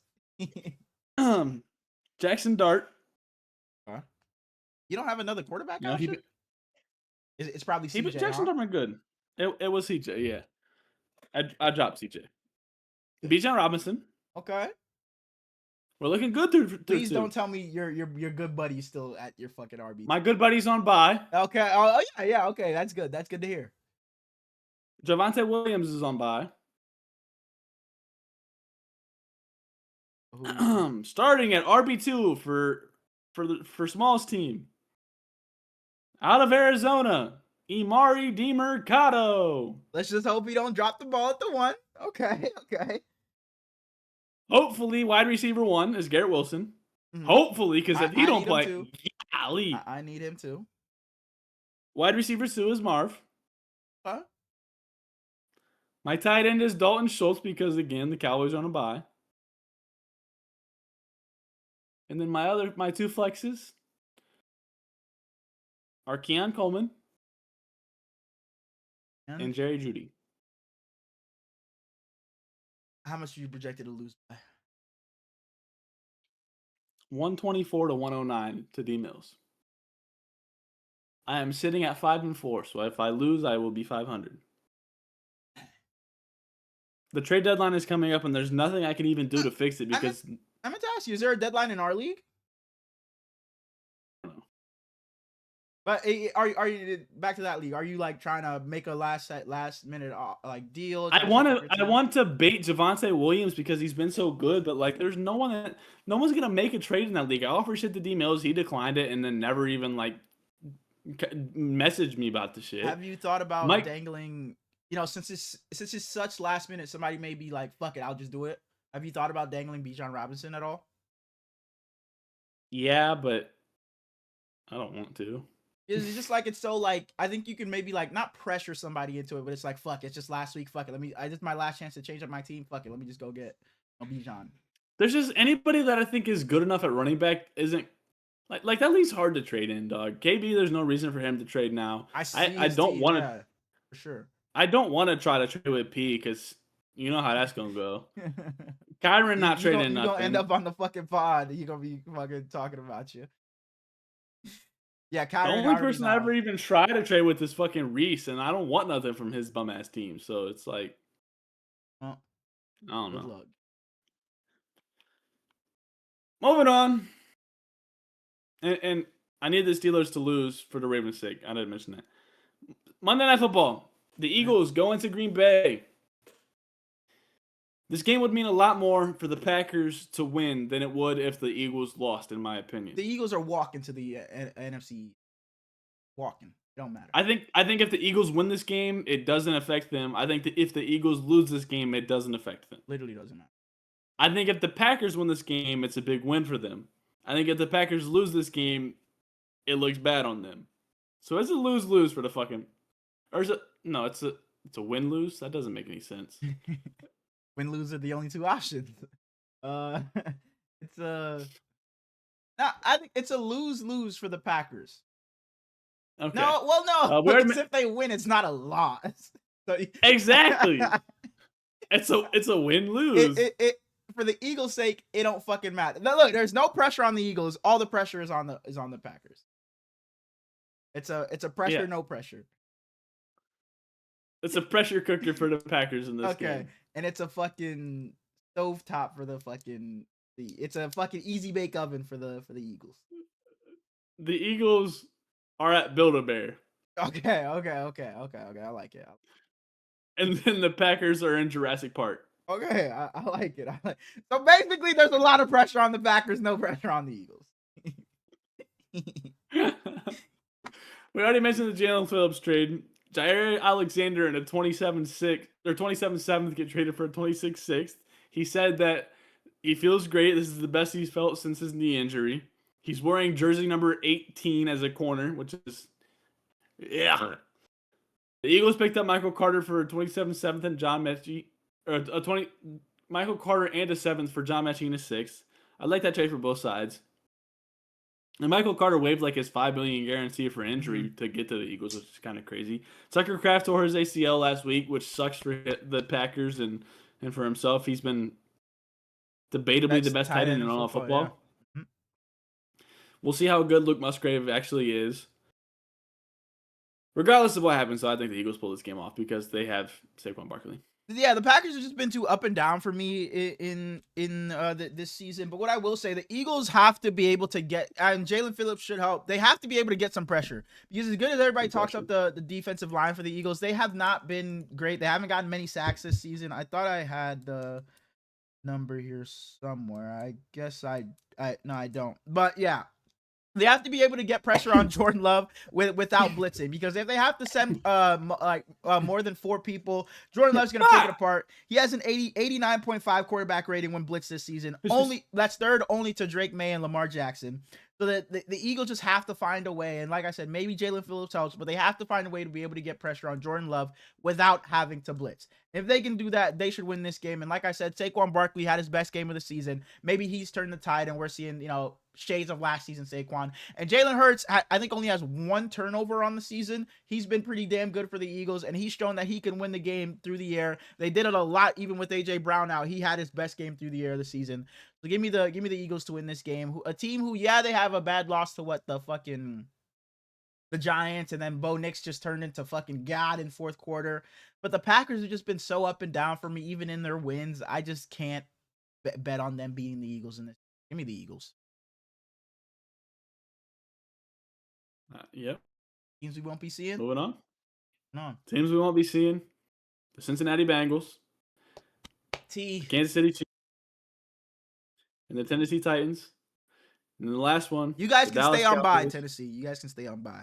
We won't be missing. The Dallas Cowboys, we mentioned their one trade. They also traded for Logan Wilson for a 26-7th. And the Cowboys were in some big news yesterday. Marshawn Kneeland, his whole situation. We don't need to go into it, but rest in peace, Marshawn Kneeland. Yeah. Prayers up to his entire family, everybody that loves him, everybody in that locker room. It's just so much more than. Yeah, and like I said at the top of the show, tell your people you love them. Just appreciate the time you have with people. Just never know. 24 years old, man. You just never know. You never know what somebody's going through. They could just be smiling every day, look like the happiest person on earth, but you never know the battles they could be fighting, within themselves, or just, and that goes back to what we always say: just be a good person. After every episode, at the end of every episode, be a good person, and just treat people, with some respect, and treat them kind, because you just never know that guy you waved off, or that guy you were a little rude to at work, or you went to go to the grocery store and somebody bumped into you and you were rude to them. Just think about it. They could be going through something at home, and what you say to them could be the final straw, or something that sends them over the edge. So that's something I try to live with, and just have And I think that's something we've lost in the world. It's like this compassion and empathy for your neighbor, for your fellow American, for your fellow person. It's like people just don't think about other people, and they don't think about like the effects it could have. The world is just so me now, and Exactly. it's just Just sad, man. don't think about the effects it could have on somebody else. So, like I say at the end of every episode, just be a good person. Costs nothing to be a good person, because you never know what somebody's. I also try to be a good person as often as possible. Please, thank you to everybody. Take time to talk to people if they look like they need talking to. But if I'm on that road, get the fuck out the way. Prayers up to Marshawn Nealon and his family, man. Moving on. Tennessee, don't come back. We don't miss you. Hell yeah. You cooked when you said that. The small stock market. I got a couple guys. I believe this is one of my best weeks in a while. Okay. Starting off with a guy who coming into the season, we said this is make or break. Last year was make or break. The year before that was make or break. We can't keep giving this guy make or break seasons. But he comes in here and his receivers can't catch the ball. I don't like this one at all. Oh my goodness, this guy started off by saying this is his best one. I hate this. Picks up Jacoby Myers. I think Jacoby Myers is going to change that broke man's life. Why you hate this one?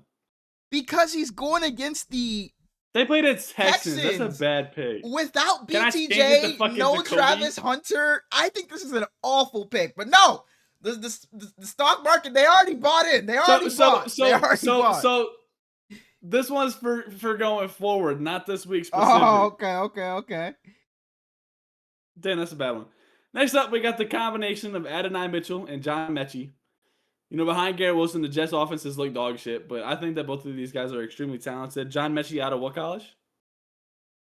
Give me a hint. Played with Jameson Williams.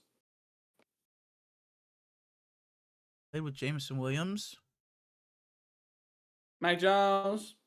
I was gonna say he wears like navy, so I was down to Alabama, which I know it is. Alabama, and which I know it is now. Navy. Like crimson is what I meant. Like navy, like red, or like that's what.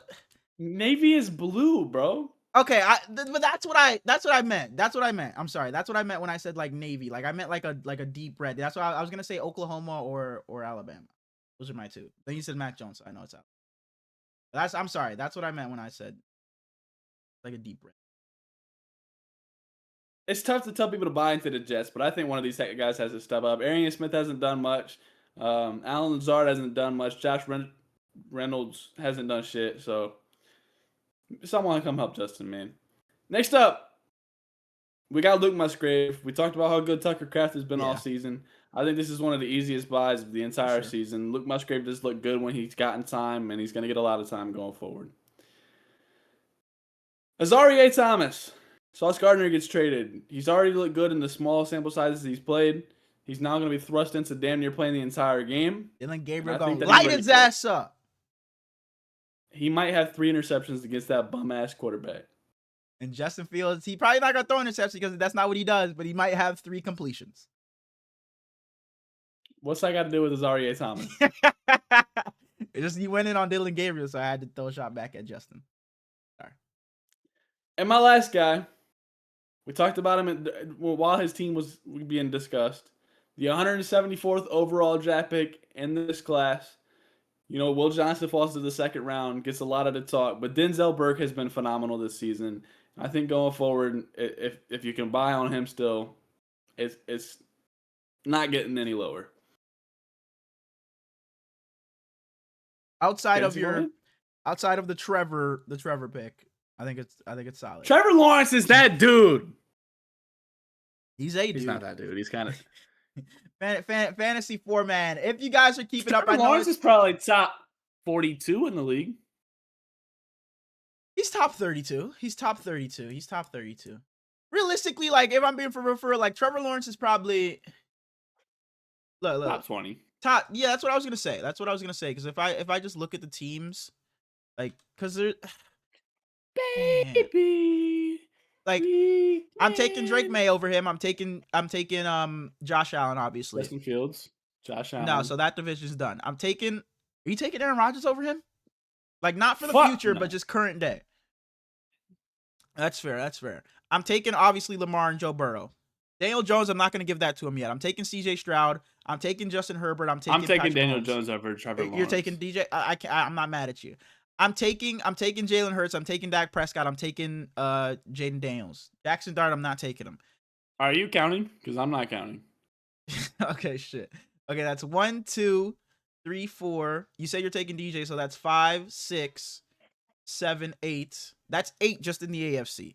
Now we go to the NFC. I'm taking Jalen Hurts, Dak Prescott, Jaden Daniels. So that's 11. I'm taking Jordan Love. I'm taking Jared Goff. So that's 13. Are you taking Caleb Williams? I think I might. But I won't give you that. Okay, so that's 13.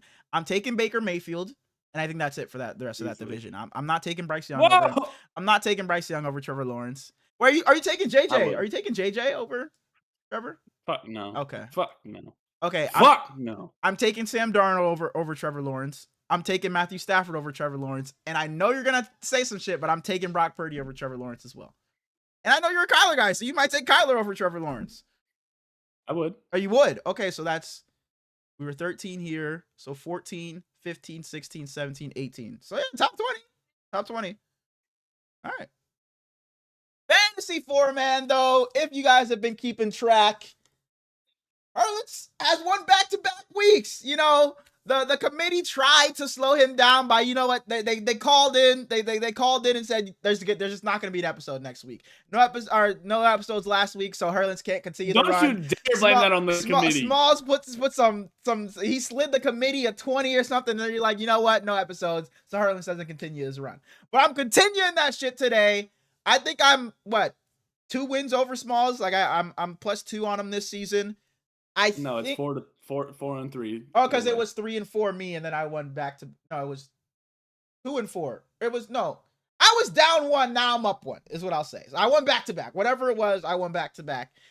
I don't know who had the first spin, like first, last, but since I'm up, I think it's only fair that I get the first spin since we don't know. You had it last time, but that's fine. Okay, so you can have it.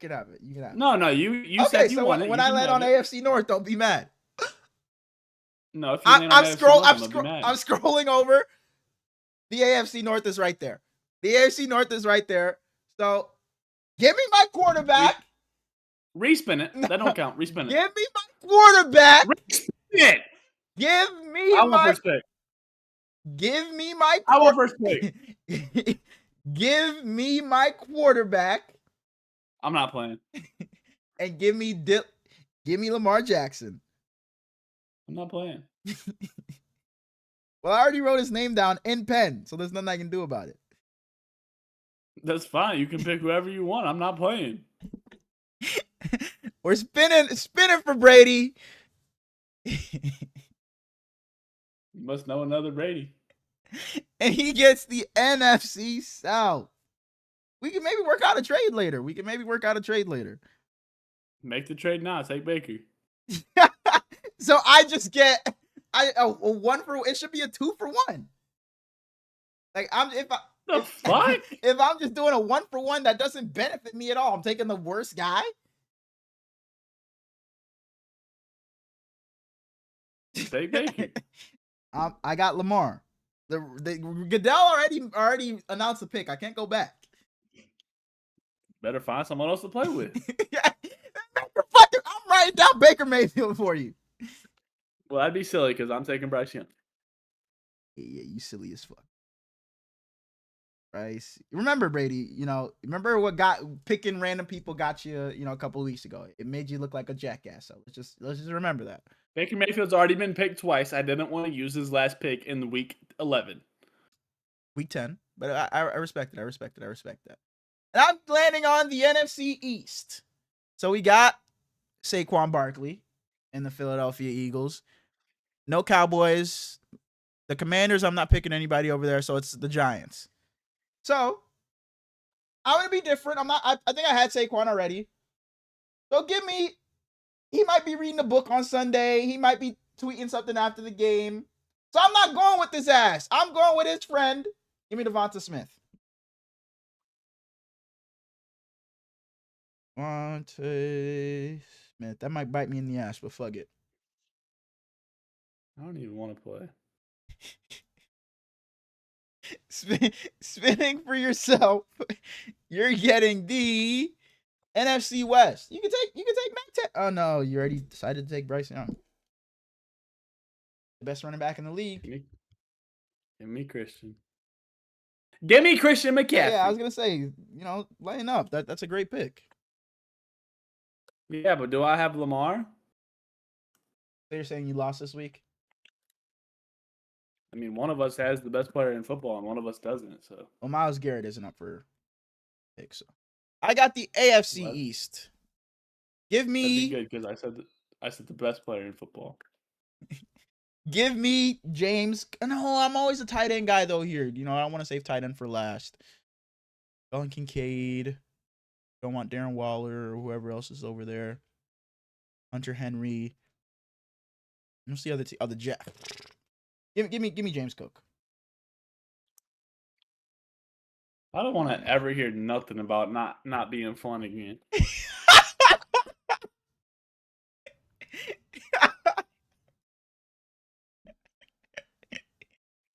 Cause I was being fun, and it's like when I lost, I would get shit talk. So it's like, fuck that now. Fuck that. I'm just coming for heads. You weren't even being fun. You got the AFC South. Ooh, I accidentally put a G in South. But forget that. The AFC South. You got the Colts there. What the fuck is down there? You got the Colts, your boy Michael Pittman. You got Tyler Warren. Oh, okay. Good pick. He's down to one use left too, huh? Because I'm pretty sure you took 4. That's his last one. Oh shit. I just wrote down Tyler Smith. I'm high. And can this fucking Tyler Smith is playing in the G League somewhere. Down to the AFC West and the NFC North. I'll be a little fun on this pick. I'll be a little fun on my tight end. You were probably thinking Tyler Smith, the Cowboys lineman. I went to Milwaukee draft pick Tyler Smith.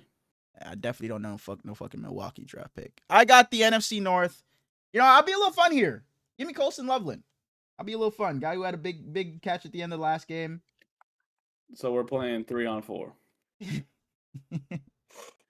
His ass weak. You told me to be fun. So I'm being fun. I didn't tell you to waste the week.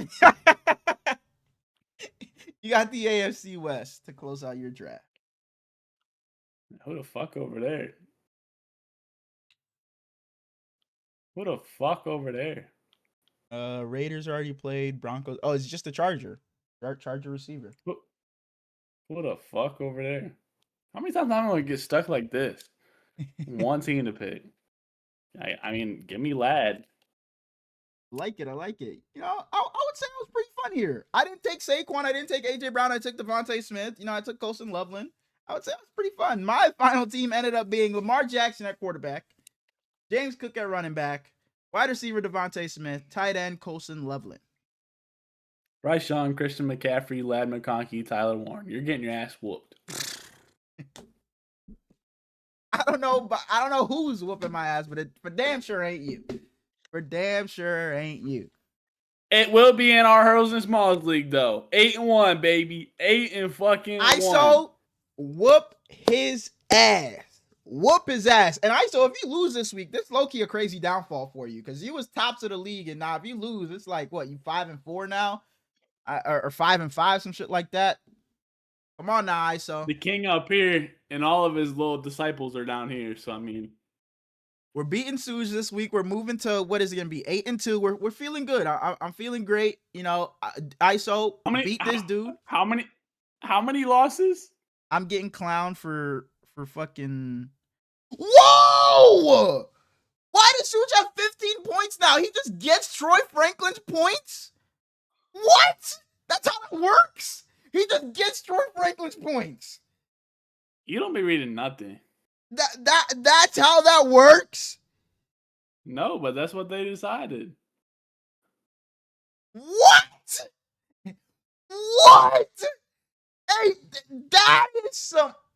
You know what? fuck it. It happened. The league decided on it. I'm not gonna fucking complain about it. But that's a little wild if you ask me. Because why am because I knew for damn sure Suze didn't have anybody play on Thursday. It was 15-0. Now it's fucking 15-15. But I'll digress. Yeah. Hell. I'm about to play his whole every player on his roster. He getting the best starter. Bet. So clearly, Joe, you were on to something. The league is colluding, and it seems like they're colluding against me. They know what I'm about. They know what I'm about to do. And it seems like the higher ups are just trying to stop Hurlins from winning, but ain't shit stopping me. I'm winning this fucking league, and I'm winning this week. Now, just know if I lose by 15 or less, and it's because Troy Franklin, I'm raising hell in that fucking league, chat. I'm leaving the league. You could have voted. You just don't be fucking talking. I'm leaving the league, and I'm saying nobody's getting their fucking money until Troy Franklin is put to Suge's bench if I lose. Imagine having to be worried about a fucking Troy Franklin start. I'm not worried. Ass. We're not ass. You know what? Forget it. But what I was outside of McCaffrey, you got a fucking Mickey Mouse ass team. I know the words Mickey Mouse did not come out of your mouth. I know. I won't even go to the league standings and look at the fucking points. I won't. Because I have more than you. I know Mickey Mouse did not come out of your damn mouth. I know it didn't.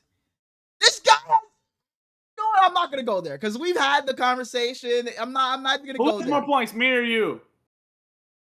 You have less points than me by 7, by the way. You have 1250. I have 1257. You've only had 1,000 points scored on you. Just barely got over 1,000. 1,001. 1,001. If we want to talk about play who's like against you. Oh, here he fucking go using what I said it fucking against me. You know what? We're not gonna go there. We're not gonna go there. I've already talked about dude being Mickey Mouse, but it we'll see later in the season when it gets down to crunch time, it gets to the playoffs, and you're playing top teams every week. He ain't hanging. He ain't hanging. Because I'm winning nail biters when it's 150-150. He winning nail biters when it's fucking 99-99. But we've been gone a while. What I was trying to say. How many losses you got? We've been gone a while. What I've been trying to say. Do we have you're about to ask? That's not if 7 unique people comment on this episode specifically asking for small talk on the preview episode, and you don't count, by the way. Okay. 7's a lot. 7 unique viewers. You do 5. 7 unique viewers. Okay, well, we should have said that at the fucking top of the show. Fucking 2 people are here right now. Well, fine. And I won't even tell nobody about it. If they see it, if they see this, they see this. 7 unique people comment. So guys, get on your fucking burners. And does that mean we have small talk for the rest of the season on previews or just once? Rest of this. Okay. Okay. Look, if 10 unique people comment, the waffle comes back. We appreciate you guys watching and tuning into another episode of the Hurls and Smallz Show. We apologize for the little hiatus, but we are back. And we already talked about the schedule change and whatnot. But we appreciate you guys being here as always. Head over to the TikTok, the Twitter, the Instagram, and all that good stuff. Those will be coming back, hopefully. We appreciate you guys as always. And remember, the moral of today's episode, tell your person next to you, your neighbor, whoever, you love them. Appreciate the people you have in your life. And we'll see you guys next episode. Peace. Love y'all.